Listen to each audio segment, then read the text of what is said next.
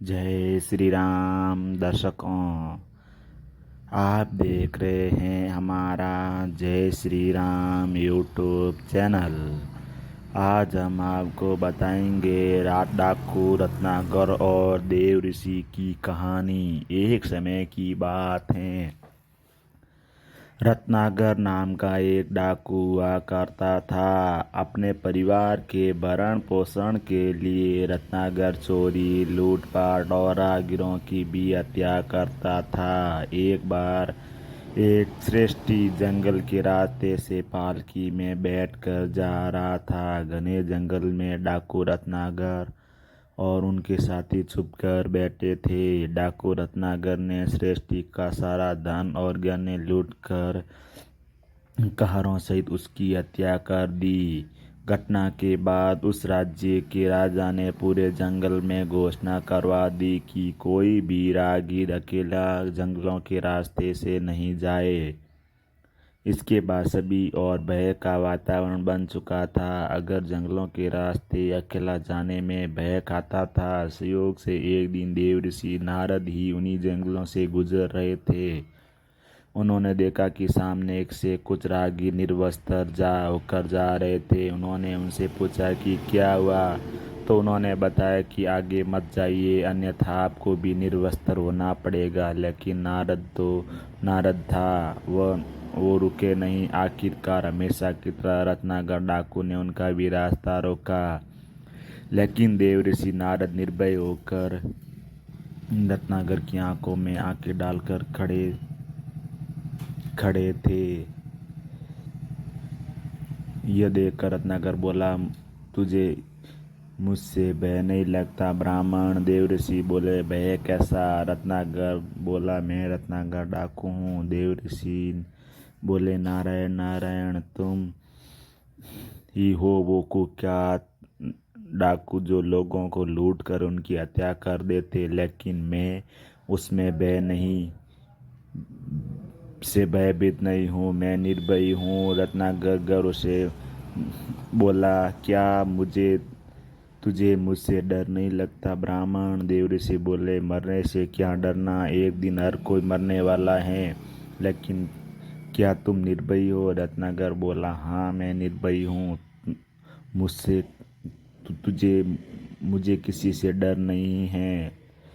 हंसते हुए देव ऋषि बोले, तो फिर जंगलों में छुपकर क्यों रहते हो? पाप से डरते हो, राजा से डरते हो, या प्रजा से डरते हो?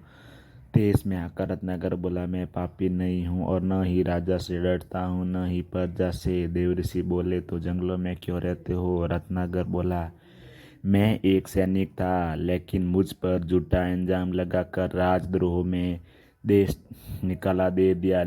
केवल इसीलिए कि मैं कुछ गलत लोगों का साथ नहीं दिया। ये समझ अपराध को भूल जाता और अपराधी को कभी क्षमा नहीं करता। इसलिए अब मैं समाज में अपना प्रतिशोध ले रहा हूँ। मुस्कुराते हुए देव ऋषि बोले, निस्संदेह तुम्हारे साथ गलत हुआ है, लेकिन तुम जो कर रहे हो वो क्या सही है?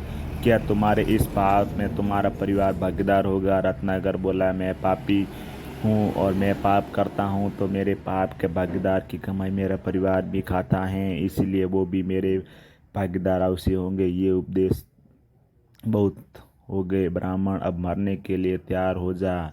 देव ऋषि हंसते हुए बोले, मैं मरने के लिए तैयार हूँ, लेकिन पहले ये बताओ कि तुमने कभी अपने परिवार से पूछा है कि वो तुम्हारे पाप में भागीदार होंगे या नहीं? यदि तुमने नहीं पूछा तो तुम व्यर्थ ही उनके लिए लोगों की हत्या करने के लिए अकेले एक जघन्य अपराध के भागीदार बन रहे हो।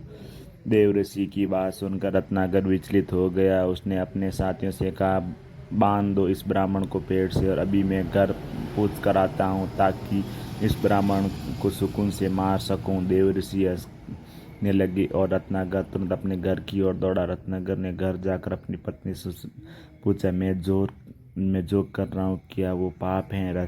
पत्नी बोली, चोरी, लूट पाट और हत्या करना तो हमेशा से पाप है स्वामी। पत्नी की बात सुनकर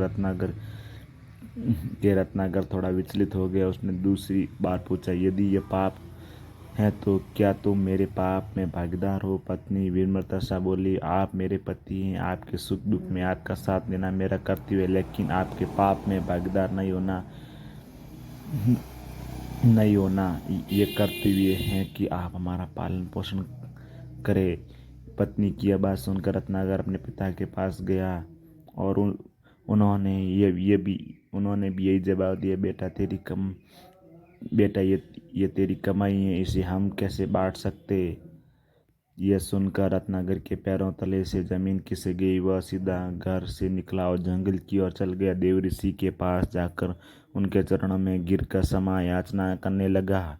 कहा जाता है कि वही डाकू रत्नाकर रामायण का रचनाकार वाल्मीकि बना। इस कथा से ये समझ शिक्षा मिलती है कि जब रत्नाकर जैसे दुष्ट दस्यु का हृदय परिवर्तन हो सकता है और महान कवि वाल्मीकि हो सकता है, तो फिर आप और मैं क्यों नहीं बदल सकते? अपने अपने जीवन में कोई भी गलत किया हो इसके लिए दुख मत होइए, अपराध बोध की खाई में मत गिरिए। संकल्पों से नए भविष्य का निर्माण किया जा सकता है।